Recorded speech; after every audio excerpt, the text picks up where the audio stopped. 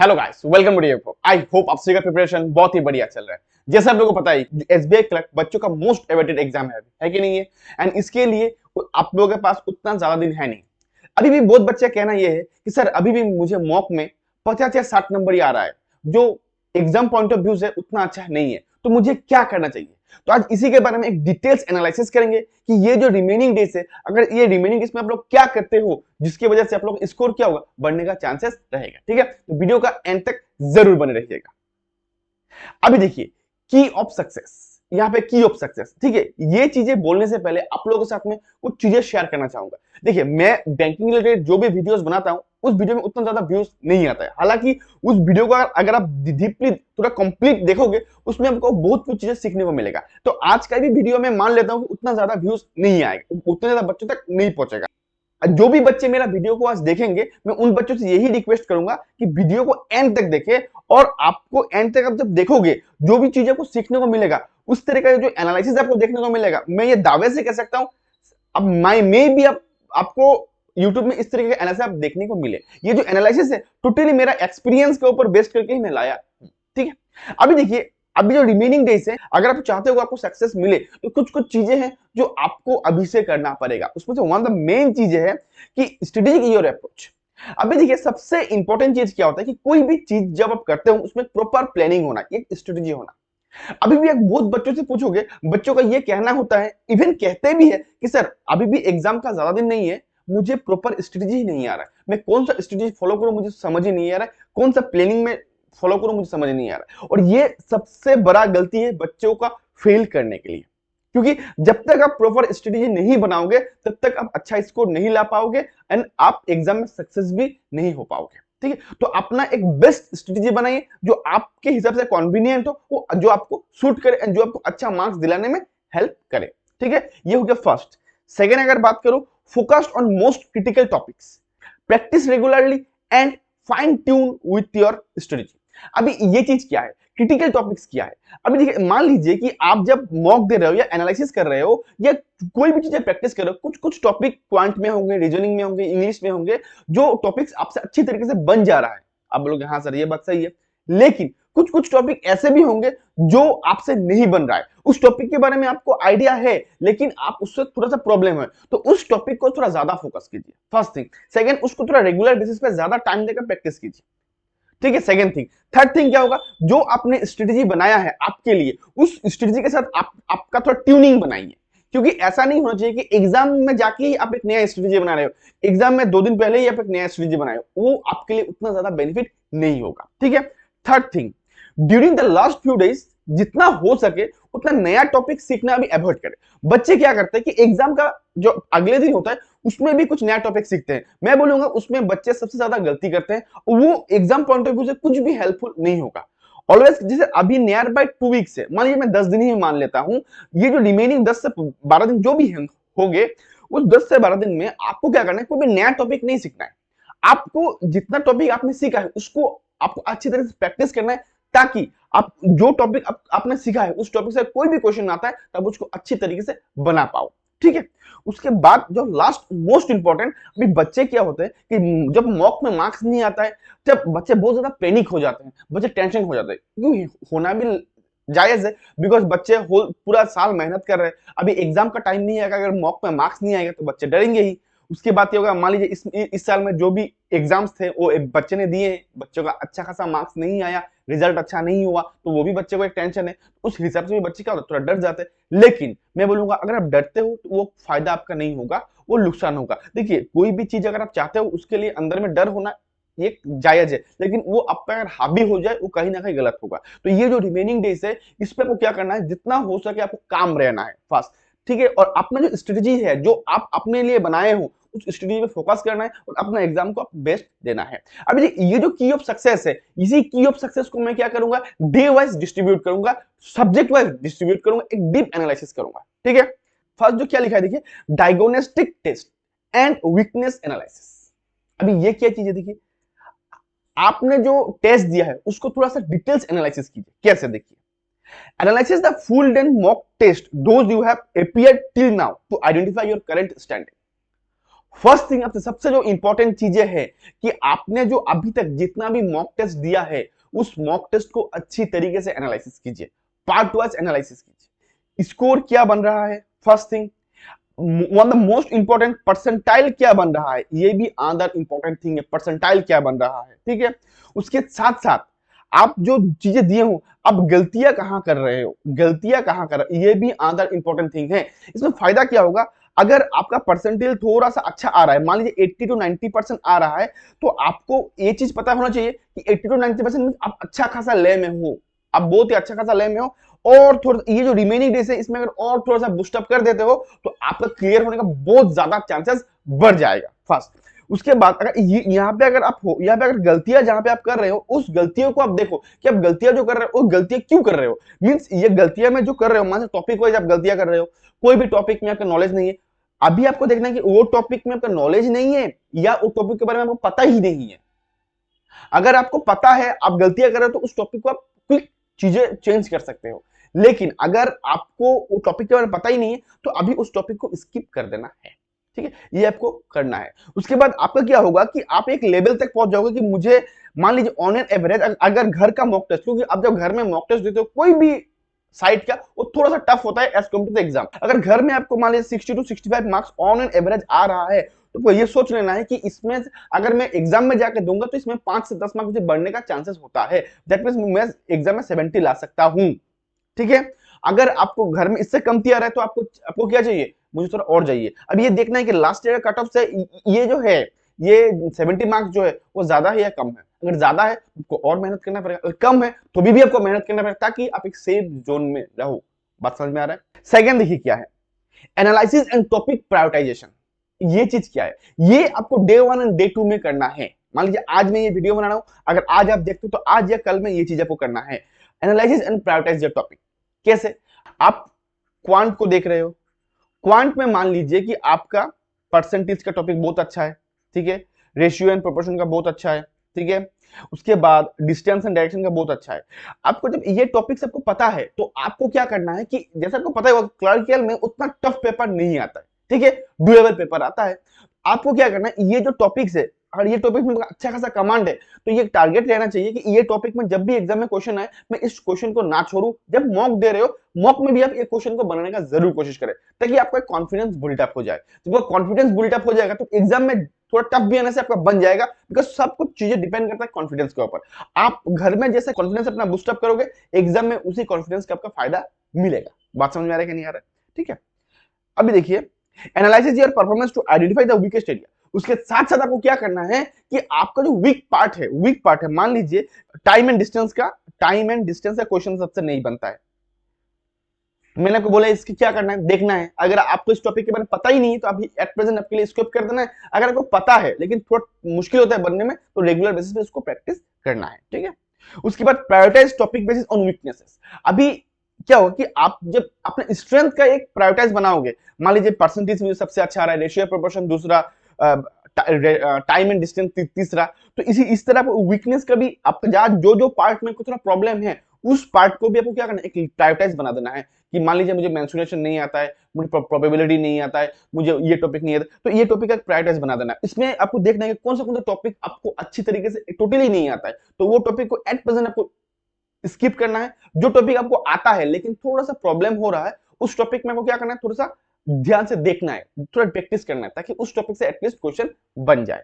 बात समझ में आ रहा है कि नहीं? ये आपको 1-2 दिन में कर लेना है खुद के बारे में ताकि आप एग्जाम के लिए रेडी हो जाओ। ये टोटली जो सिनेरियो है ये टोटली एग्जाम के लिए मैं बोल रहा हूं, ठीक है। सब्जेक्ट वाइज इंटेंसिव स्टडी कैसे करना है, अभी देखिए क्वांट होगा, रीजनिंग होगा एंड इंग्लिश होगा। ये तीनों जो अभी देखिए फर्स्ट एंड सेकंड डे का मैंने काम बता दिया कि आपको खुद को सेल्फ एनालिसिस करना है, उसमें से आपको जो आपका टॉपिक स्ट्रॉन्ग पार्ट है उसको देखना है एंड जो प्रॉब्लम पार्ट है उस पार्ट को आपको देखना है। रिमेनिंग जो थर्ड से 6 डेज है उसमें वो क्या करना है, उसके जो भी आपका सब्जेक्ट वाइज है उस सब्जेक्ट वाइज को फोकस करना है जहां पे आपका अच्छा खासा स्कोर बनता है। जैसे अगर मैं बात बोलूं, ये percentage, ratio and proportion, time and work, इसमें अच्छा खासा स्कोर बनता है। आप बोलोगे सर कैसे, परसेंटेज अगर करोगे तो आपको सिंप्लीफिकेशन में फायदा आएगा, हाँ सर। उसके साथ साथ आपको किसमें फायदा आएगा, डीआई में फायदा है, क्योंकि डीआई में रेशियो एंड प्रोपोर्शन से और परसेंटेज से बहुत सारा टॉपिक देखने को मिलता है। अब बोलोगे हाँ सर, तो ये चीजें क्या है, आपका अच्छा खासा वेटेज है। आपको डीआई में फोकस करना है ज्यादा, सिंप्लीफिकेशन में फोकस करना है, ताकि इसमें आपका अगर क्वेश्चंस आए आप छोड़ के ना आओ स्टिल, एंड उसके साथ साथ छोड़ कर ना आओ, दूसरा बात है आपका जल्दी बने, ताकि उसमें आप अच्छा खासा लीड ले पाओ दूसरों से। ठीक है, रीजनिंग में अगर बोलूं पजल, क्योंकि पजल से 20 से 25 नंबर देखने को मिलता ही है एग्जाम में, है कि नहीं है। अगर आप प्रीवियस ईयर क्वेश्चन पेपर देखोगे तो 20 से 25 नंबर का वेटेज आपको देखने को मिलता है, उस चीजों पे आपको देना है। देखिए लॉजिकल रीजनिंग तो आपका ये तो मेंस के लिए हो गया, ये आपको प्री में शायद देखने को, ये पीओ में शायद आपको देखने को मिलता है, आपको क्लरिकल में देखने को नहीं मिलता, तो इसको आप स्किप कर सकते हो। ठीक है, तो सिटिंग अरेंजमेंट एंड पजल, ये चीजों को आपको ज्यादा फोकस करना है, ताकि यहाँ से आप अच्छा खासा स्कोर ला पाओ, एंड जो भी पजल एंड सिटिंग अरेंजमेंट आए आप उसमें ना फंसो, आप उससे बच जाए। ठीक है, उसके बाद ग्रामर का रूल जो भी आपको पता है उस चीजों को थोड़ा रिवाइज कर लीजिए, वोकेबुलरी को आप थोड़ा देखिए, एंड आरसी, क्योंकि आरसी बहुत ही ज्यादा हाई वेटेज टॉपिक है। ये आरसी सिर्फ आरसी में काम नहीं आता है, ये आरसी आपका क्लोज टेस्ट में काम आता है, उसके साथ पैरा जंबल में काम आता है, तो ये चीजें में हर चीजों में आपका आरसी काम आएगा। तो आरसी को थोड़ा ज्यादा वेटेज दिए, थोड़ा टाइम दीजिए, उस पर थोड़ा क्वेश्चंस को बनाने की कोशिश कीजिए। तो ये हो गया चीजें जो सब्जेक्ट वाइज जब इंटेंसिव स्टडी करोगे 3 से 6 दिन में, तो ये चीज में आपको ज्यादा फोकस करना है। ठीक है, उसके बाद अगर बात करूं, ये तो आपने कर लिया, ये 3 दिन में आप क्या करोगे, ये इंग्लिश, रीजनिंग एंड क्वांट का जो हाई वेटेज टॉपिक है उस टॉपिक को आप ध्यान दोगे, और उसको रेगुलरली प्रैक्टिस करोगे, उसका भी एक चीजें बना लोगे आप। ठीक है, उसके बाद छठा दिन में आप क्या करोगे, जो रिमेनिंग टॉपिक्स बचा है उसको थोड़ा सा मिक्स प्रॉब्लम को आप सॉल्व करोगे। ये नॉट फॉर क्वांटिटेटिव, ये आपका रीजनिंग के लिए भी है और ये आपका इंग्लिश के लिए भी है। रीजनिंग में जैसे मिसलेनियस टॉपिक्स होता है, मान लीजिए आपका ब्लड रिलेशन हो गया, कोडिंग डिकोडिंग हो गया, इस तरीके के जो भी टॉपिक्स होता है उस टॉपिक को आप देखोगे। ठीक है, अब इंग्लिश में आप जैसे मॉक दोगे या क्विज दीजिए, इस तरीके से आप चीजों को कर सकते हो। ये 3 to 6 डेज का मैं प्लान बता रहा हूँ आपको। ठीक है, आई थिंक ये चीजें समझ में आ गया। उसके बाद सबसे इंपॉर्टेंट चीज 7 to 10 डेज में आपको क्या करना है। अभी आपको क्या करना है, ये 4-5 दिन को मॉक नहीं देना है। अगर नंबर आपका कमती आ रहा है, आपको एक मॉक नहीं देना है, खुद को लेके थोड़ा सा टाइम स्पेंड करना है। ये जो 1 से लेकर 6 दिन है, मैंने तो बता दिया कि इसको आपको करना क्या है। अभी 7 से लेकर 10 डेज में क्या करना है, आपको फुल लेंथ मॉक डेली 2 से 3 आपको देना है। अभी इसमें किस तरह देना है, देखिए फुल लेंथ मॉक टेस्ट, देखिए इसका भी देने का स्टाइल है, सिमुलेटेड एग्जाम कंडीशन। अभी देखिए ये सबसे ज्यादा इंपॉर्टेंट है। अभी घर में जब हम लोग मॉक देते हैं उसमें क्या होता है कि उस तरीके का सिचुएशन हम लोग के पास नहीं होता है कि नहीं है, हम पीसफुल माइंड से करते हैं। लेकिन एग्जाम में जब हम लोग देते हैं, हम लोग का माइंड पीसफुल नहीं होता है, हमें ट्रेवल करना होता है, हमें वेट करना होता है बाहर, बहुत सारे चीजें सुनना होता है, कई सारा चीजों से हम माइंड ऑलरेडी थोड़ा सा एग्जॉस्ट हो जाता है। जितने भी हम लोग खुद को काम रखने की कोशिश करें, थोड़ा सा तो एग्जॉस्ट हो ही जाता है, स्टिल उस माइंडसेट से जाके एग्जाम देना। तो इस तरीके का अब सिनेरियो तो घर पे 100% क्रिएट करना पॉसिबल तो नहीं है, लेकिन स्टिल आप ट्राई कीजिए ताकि एग्जाम कंडीशन जैसा ही सिचुएशन में आप दे पाओ।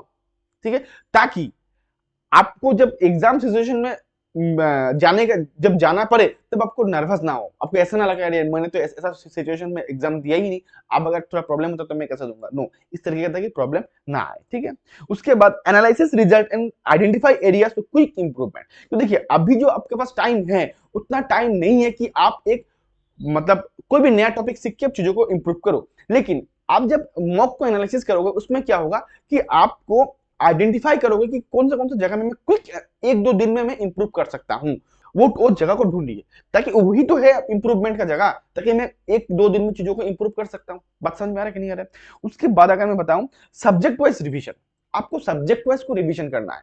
ठीक है, जैसे मैंने बोला ये कि आपका जो वीक एरियाज होगा, जो क्विक इंप्रूवमेंट का जगह है, उसको आपको अच्छी तरीके से काम करना है, and practice problem to reinforce the concept. अभी क्या करना है, उसके बाद आपका मान लीजिए जो भी वीक एरियाज है उसमें अगर जो भी कॉन्सेप्ट आपका रिक्वायरमेंट है, जो भी आपका प्रॉब्लम्स है, उस प्रॉब्लम को अगर आप इमीडिएट बेसिस पे सॉल्व कर सकते हो तो उसको सॉल्व करके आपका जो कॉन्सेप्ट है उस कॉन्सेप्ट को क्या करना है, फिर से थोड़ा सा ब्रशअप कर लेना है, ताकि एग्जाम में उस टॉपिक का क्वेश्चन है आपसे बने। ठीक है, उसके फुल लेंथ मॉक जब दोगे तो अनदर थिंग जो आपको सबसे इंपॉर्टेंट चीज है जो आपको ध्यान देना है, टाइम मैनेजमेंट एंड एक्यूरेसी। ये अनदर मोस्ट इंपॉर्टेंट चीजें हैं, क्योंकि बच्चे क्या होता है टाइम मैनेजमेंट नहीं कर पाते। बहुत बच्चे ऐसे होते हैं जिन बच्चों को 35 आउट ऑफ 35 क्वेश्चंस बनता है, बट टाइम मैनेजमेंट के लिए उन लोगों का क्या होता है कि मार्क्स नहीं आ पाता है, क्या वो बच्चे अटेम्प्ट नहीं कर पाते, ओनली 30 अटेम्प्ट करके आ जाते हैं, जो बच्चे का लॉस है। तो बच्चे को क्या करना है, ये जो रिमेनिंग डेज है उसको आपको टाइम मैनेज करना है। इसीलिए मैंने फर्स्ट बोला मेक ए प्रॉपर स्ट्रेटेजी। जो प्रॉपर स्ट्रेटेजी बनाओगे उसमें आप टाइम मैनेजमेंट एंड एक्यूरेसी को प्रायोरिटी दोगे, बिकॉज ये time management accuracy one of the most important चीजें है। जब तक टाइम को आप अच्छी तरीके से मैनेज नहीं कर पाओगे तब तक इंप्रूवमेंट कहीं ना कहीं थोड़ा सा कमती होगा। जब टाइम मैनेजमेंट अच्छी तरीके से करोगे तो इंप्रूवमेंट आपका अच्छा होने का चांसेस रहेगा, ठीक है। उसके बाद देखना है कि कोई भी रिमेनिंग वीकनेस है क्या मेरा, जो मैं ठीक कर सकता हूं। अगर नहीं है तो छोड़ दीजिएगा, जो रिमेनिंग जो चीजें है आपका उसी को लेकर आप मूव ऑन कर लीजिएगा, और अगर है तो उसको आप इंप्रूवमेंट करने की कोशिश करें, ठीक है। अभी आता है final strategy and final refinement. अभी जो रिमेनिंग 10 दिन के बाद जो रिमेनिंग 3 से 4 दिन होगा, जो भी दिन रहेगा उस दिन में वो क्या करना है। देखिए, क्वांट हो, रीजनिंग हो, इंग्लिश हो, हर चीजों के लिए मैं बोल रहा हूं, ठीक है। क्विक रिवीजन, की फॉर्मूलाज, रूल्स एंड कॉन्सेप्ट्स आपने जो सीखा है क्वांट में, रीजनिंग में, इंग्लिश में, आप जो चीजें आपको पता है, जो चीज आपको अच्छा खासा नॉलेज है, जो चीज के ऊपर में थोड़ा सा भी नॉलेज है, उस हर टॉपिक को, हर चीजों को एक बार रिवाइज कर लेना है।